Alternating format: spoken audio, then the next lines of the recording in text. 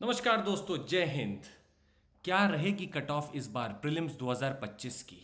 आइए सवाल को देखते हैं और आपको बिल्कुल एग्जैक्ट और सटीक तरीके से बताते हैं कि कितनी रहेगी।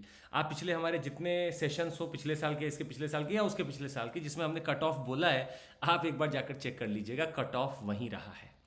हम इस सेशन में आपको बस रूबरू कराएंगे कि क्या फैक्टर्स हो सकते हैं, क्यों लोग गलत एस्टिमेट कर पाते हैं और क्या कट ऑफ जा सकती है।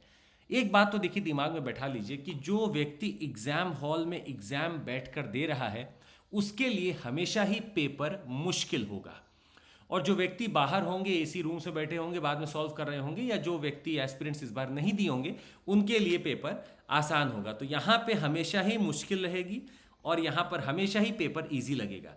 पर इनके एसी रूम्स के हिसाब से कट ऑफ डिसाइड नहीं हो सकता है। कट ऑफ डिसाइड होता है उस समय की डायनामिज्म से जो लोगों में बीत रही होती है जब वो एग्जाम हॉल में बैठे होते हैं तब।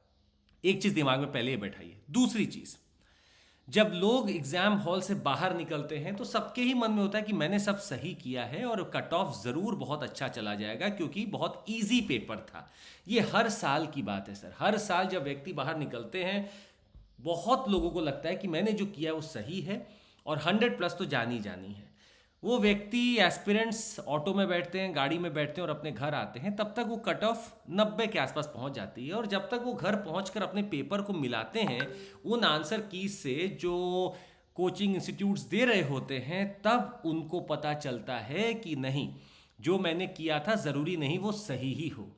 यहाँ तक कि ज़रूरी तो ये भी नहीं कि जो कोचिंग ने आंसर दिया वही सही हो, पर फिर भी अगर वो 100 में से बैठ कर एसी रूम में 100 क्वेश्चन का जवाब देगी तो फिर भी वो 90-95 का तो ठीक दे ही देगी। बाकी तो यूपीएससी अपनी माया दिखाई देता है। तो कट ऑफ यहाँ पर आकर सबसे ज़्यादा कम होता है। अब जितने लोग बोल रहे हैं कि कट ऑफ बहुत हाई जानी है, हाई जाएगी, आप उनको पहले सिरे से ही नकार दें, आंख और कान दोनों बंद कर लें। ऐसा हो ही नहीं सकता। क्यों हम इतना कन्विक्शन के साथ बोल रहे हैं? क्योंकि हम आपको अपना एक्सपीरियंस बताएं। आइए देखिए, कट ऑफ में डिसाइडिंग फैक्टर सीट का तो है कि कितनी नंबर ऑफ सीट्स आई और सीट्स ठीक ठाक आई हुई हैं, तो मुझे इस पे बहुत ज़्यादा बोलना नहीं है। पर अगर मैं क्वेश्चन के हिसाब से देखूं तो इस बार यूपीएससी प्रीलिम्स में GS1 के जो क्वेश्चंस थे वो कुछ इस प्रकार थे कि वो दिल में तो आ रहे थे कि बड़े आसान हैं, पर जब आदमी उसको अटेम्प्ट करता और आंसर देता तो शायद वो समझ में नहीं आ रहे थे। स्टेटमेंट्स मुश्किल थे। स्टेटमेंट्स, 3 स्टेटमेंट के क्वेश्चन जो इतने सारे आ गए थे वो भी मुश्किल थे, और ज़रूरी नहीं है कि हर कोई उनका जवाब सटीक से दे पाता। यहाँ तक कि एसी के रूम में बैठे हुए भी बहुत सारे विवाद हुए, लड़ाई हुई हैं, तो ज़रूरी नहीं कि वो आंसर हमेशा ठीक ही आएगा। तो दिल में तो आ सकता है क्वेश्चन, प्राइमा फेसी तो देख कर लग सकता है कि मैं आसान हूँ, पर उनका आंसर कहीं से भी आसान नहीं था। दूसरी बात, पेपर, अगर मैं जीएस पेपर 1 की ही बस बात कर रहा हूँ तो पेपर लेंदी भी था। पेपर में हो सकता है हिस्ट्री और पॉलिटी आपसे आसानी से हो गया हो, ज्योग्राफी आसानी से हो गया हो, पर बावजूद उसके कुछ ऐसे क्वेश्चंस थे जो एब्स्ट्रैक्ट हैं, जो करंट अफेयर्स से भी थे, जो आंसर्स जिनका निकालना बहुत मुश्किल भी था, डाइसी क्वेश्चंस भी थे। तो मतलब पेपर ठीक ठाक बड़ा पेपर था। बड़े पेपर में क्या होता है कि आपके पास राउंड्स कम हो जाते हैं। जैसे आप पहले राउंड में पेपर दिए होंगे, फिर सेकंड राउंड में जाएंगे, तो अमूमन लोग 3 राउंड्स तक जाते थे और अपना आंसर देते थे। अब यहाँ पर मैं 1 या 2 राउंड ही मैक्सिमम जा पाया था क्योंकि इतना बड़ा ये पेपर था। पेपर बड़े हो जाने के कारण सारे लोगों का पेपर उस कॉन्फिडेंस के साथ सॉल्व नहीं हुआ जिस कॉन्फिडेंस से हम इसके पहले वर्षों में पेपर को किए होंगे। 2 चीज। तीसरी चीज, पेपर बहुत सारे क्वेश्चंस डाइसी थे, और इस बार भी हमें लग रहा है कि यूपीएससी जरूर कुछ क्वेश्चंस को डिलीट कर देगी और कुछ क्वेश्चंस के आंसर बड़े अजीबो गरीब देने वाली है। इस बार भी तय है। और आप पता है कौन से क्वेश्चन है, जैसे international north south transport corridor का था, एक पॉलिटी का क्वेश्चन है शेड्यूल 5 को लेकर। ऐसे तमाम क्वेश्चन हैं जहां पर यूपीएससी अब अपने डिस्क्रिप्शन को दिखाएगा, या क्वेश्चन को डिलीट करेगा या अपना कुछ आंसर दे देगा जिसमें हम लोग की कोई से रहेगी नहीं। और अंतिम एक पड़ाव था सीसैट का। सीसैट इस बार का बिल्कुल ऐसा लग रहा था कि एमबीए वालों को 2 बार एमबीए कराओ और तब उनको पेपर सॉल्व करने दो, तब शायद वो कर पाएंगे। या जो कैट की तैयारी कर रहे हैं उनको 2-3 साल तक लगातार कैट की तैयारी कराओ, तब उनको बोलो एग्जाम देने के लिए। ऐसा पेपर था। माना पेपर बैलेंस था, आपके पास कॉम्प्रिहेंशन ठीक ठाक तरीके से आ चुके थे, पर जरूरी नहीं है कि हर कोई कॉम्प्रिहेंशन में ही अपने आप को सिद्ध कर पाए। हो सकता है एप्टीट्यूड बड़ा मुश्किल था, रीजनिंग बड़ा मुश्किल था, कॉम्प्रिहेंशन आसान था। तो कॉम्प्रिहेंशन के दम पर आप कितना कर ले जाएंगे? 18 क्वेश्चन, 19 क्वेश्चन। बाकी में तो आपको उतरना ही पड़ेगा और वहां पे मुश्किल दिख रही थी चीजें।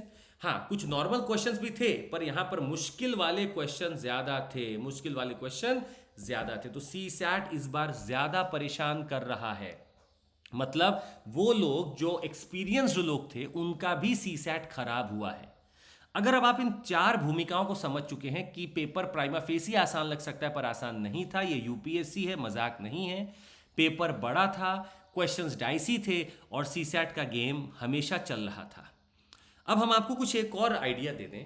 अगर आप 2023 का कट ऑफ देखेंगे जिसमें वाकई में पेपर मुश्किल था, वहां कट ऑफ गई थी 75.41 जनरल की और 68.02 ईडब्ल्यूएस की, ओबीसी की 74.75, 59 के आसपास एससी और 47 के आसपास सोचिएगा आप गई थी कट ऑफ एसटी की। अगर आप 2024 का बात कर रहे हैं तो 87.98 कट ऑफ गई थी, जो दिखा रहा था कि पेपर 2023 के मुकाबले ठीक ठाक लोगों ने अटेम्प्ट कर दिया था। अब 23 में कट ऑफ बहुत कम गई थी, 24 में कट ऑफ बढ़ गई।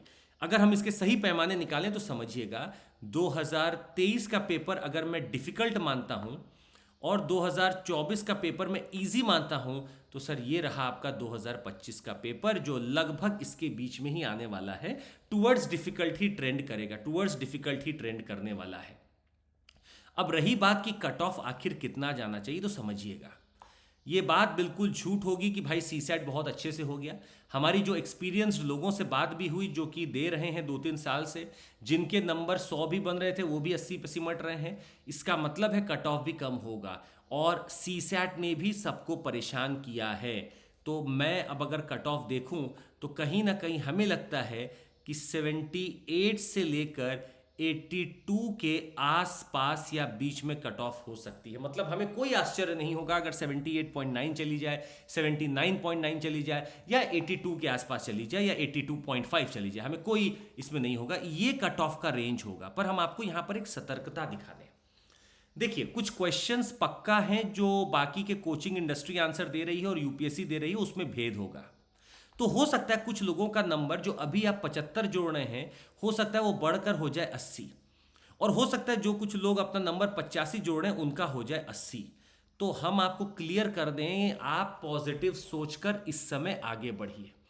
और जिनका भी 75 प्लस या 75 के आसपास है, आप बिना अपना समय जाया किए हुए सीधे मेंस की तैयारी में लग जाइए, बिना कुछ सोचे हुए। क्योंकि आप जितना सोचेंगे उतना टाइम वेस्ट होंगे। कितना सोचना ही है आपको, 15 से 20 दिन में तो रिजल्ट आ ही जाएगा। आप 15 से 20 दिन क्यों खराब करते? 15 से 20 दिन में आप अपने पेपर को पकड़ लीजिए। मतलब हो सकता है आप अपने ऑप्शनल को पैरेलल चालू करके जीएस का एक बड़ा सेगमेंट हो सकता है जीएस 4 खत्म कर लीजिए। आपके पास 15 से 20 दिन है जब तक रिजल्ट आता है। और मान लीजिए अगर आपका 75 आ रहा था, यूपीएससी के की के हिसाब से वो बढ़कर अगर 80 हो जाए, 81 हो जाए, आपका काम हो जाएगा सर। हमें पूरा लगता है आपका काम हो जाएगा। यही सबसे बड़ा विवाद है इस समय। इतना एग्जैक्ट इसीलिए नहीं हो पा रहा है क्योंकि यूपीएससी अपनी कीज में आंसर बदलेगी और ऐसे 1-2 नहीं 5-6 क्वेश्चन है जहां पर विवाद होगा।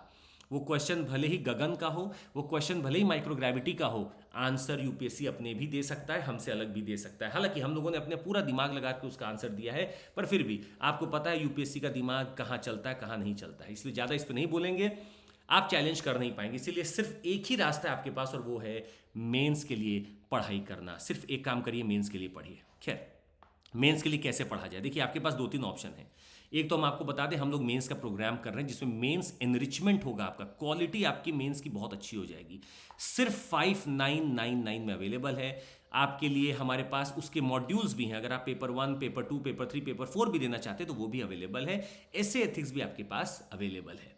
अगर आपको लेना है कि नहीं मुझे पूरा बढ़िया से फाउंडेशन करना है, नए सिरे से करना है, तो सर 19999 में और 12 महीने का एक्सटेंशन आपको मिल सकता है। आपको पूरा यूपीएससी का 1 साल का कोर्स और 12 महीने तक का एक्सटेंशन किस कोड पर? सीएमसी कोड पर आपको मिल सकता है। तो हमारे पास मेंस प्रोग्राम चालू हो रहा है और हमारे 3 foundation program bilingual Hindi English भी चालू हो रहे हैं और हमारा ऑप्शनल भी चालू हो रहा है। हम आपको इसकी डिटेल जल्दी दे देंगे। प्लस आइकॉनिक कॉम्बो फीचर्स हैं हमारे पास। आप चाहें तो कॉम्बो ले सकते हैं जिसमें कि आपको बहुत अच्छा ऑफर मिलेगा।